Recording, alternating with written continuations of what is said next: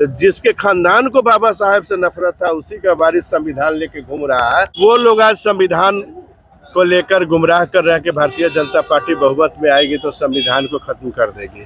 अंतिम वर्ग को अगर किसी ने कुछ दिया है आज़ादी के बाद तो भारतीय जनता पार्टी ने दिया है। कुछ लोग भ्रमित हो रहे हैं तो उस भ्रम को दूर करने के लिए हमारे नेता संविधान के प्रति अन्य दलों की क्या आस्था है, किसने बाबा साहब के संविधान को तार तार किया, किसने बाबा साहब को हराने का काम किया 2-2 चुनाव में, किसने बाबा साहब की मृत्यु जिस दिन हुई नेहरू जी ने कैबिनेट की मीटिंग बुला ली कि कोई मंत्री बाबा साहब के अंत्येष्टि में नहीं जाते। इतना नफरत था। इस न्यूज के प्रायोजक है अफजल फर्नीचर। बीजेपी के ओर से मुजफ्फरपुर में आयोजित संविधान गौरव दिवस कार्यक्रम की अध्यक्षता करते हुए मुजफ्फरपुर जिला पश्चिमी के अध्यक्ष हरिमोहन चौधरी ने कहा कि विपक्ष के दुष्प्रचार से भ्रमित दलित वंचित समाज को यह बताने का प्रयास किया जा रहा है कि जिनके पूर्वजों ने बाबा साहब को अपमानित करने का काम किया, आज वही संविधान लेकर घूम रहे हैं।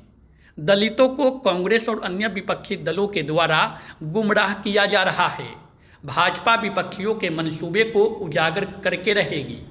बाबा साहब के नाम पर राजनीति करने वाले लोग कभी बाबा साहब को सम्मान नहीं दिया, लेकिन जब से केंद्र में मोदी सरकार बनी तब से दलित वंचित समाज को हर एक मूलभूत सुविधाएं मिल रही है। आज पूरे भारत में भारतीय जनता पार्टी द्वारा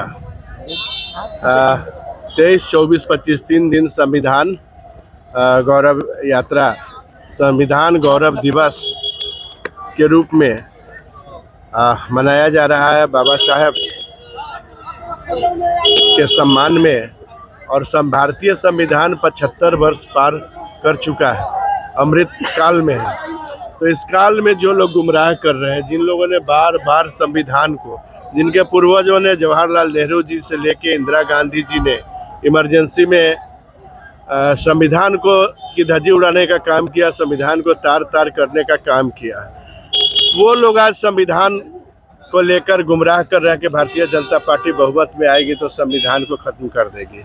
इस तरह का दुष्प्रचार जो किया जा रहा है, इसलिए हम सभी लोग अंतिम वर्ग में जाके अंतिम वर्ग के लोगों के बीच हम लोगों ने अभियान चलाया है और निश्चित रूप से अंतिम वर्ग को अगर किसी ने कुछ दिया है आज़ादी के बाद तो भारतीय जनता पार्टी ने दिया है। इसलिए सभी लोग समझते हैं कि ये झूठ मूठ का प्रोपेगेंडा है, लेकिन फिर भी कहीं ना कहीं कुछ लोग भ्रमित हो रहे हैं तो उस भ्रम को दूर करने के लिए हमारे नेता संविधान के प्रति अन्य दलों की क्या आस्था है।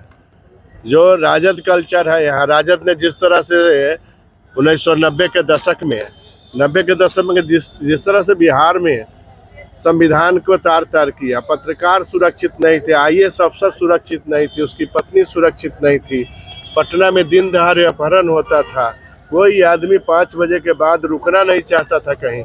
ये जंगल राज जिन्होंने देखा है, आज के नौजवानों को जिनका जन्म 2005 के बाद या 2000 के बाद हुआ होगा, उनको शायद नहीं मालूम होगा, वो इस समय को नहीं देखे होंगे।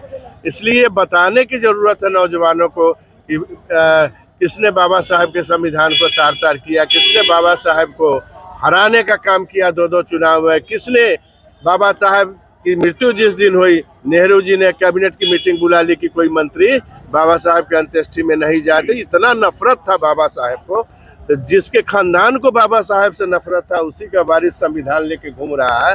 तो ये चीज़ बताने की ज़रूरत है और लोगों को गुमराह नहीं होना चाहिए। ये लोग सत्ता के लिए सब कुछ करते हैं, सत्ता के लिए कहीं जनेऊ कुर्ता पर से पहन लेते हैं और कहीं टोपी पहन लेते हैं, इसलिए ये सत्ता के लालची हैं, इनके पास कुछ नहीं है, ये जनता के नहीं है, देश के नहीं है। चुनावी बात है तो कहीं ना कहीं दलितों को वोट को एकत्रित करने का भी एक एजेंडा भाजपा के द्वारा चलाया जा रहा है। आप दलित वर्ग में चले जाइए, जिनके घर में 25-50 किलो अनाज पहुंच रहा है, 50 लाख का इलाज पहुंच रहा है, जिनके छत बने हैं, जिनके पूर्वज डिबिया और लालटेन में मर गए, आज LED लाइट में सो रहे हैं, टीवी देख रहे हैं, मोबाइल चला रहे हैं, आप उनसे जाके पूछिए कि उनका वोट किसके लिए है, उनका समर्पण किसके लिए है। शादी का फर्नीचर सेट 34,500 से स्टार्ट। AFZ फर्नीचर के ऑफिशियल यूट्यूब चैनल पर विजिट करिए विशेष जानकारी के लिए और परचेज करिए बिहार के सबसे बड़े शोरूम से।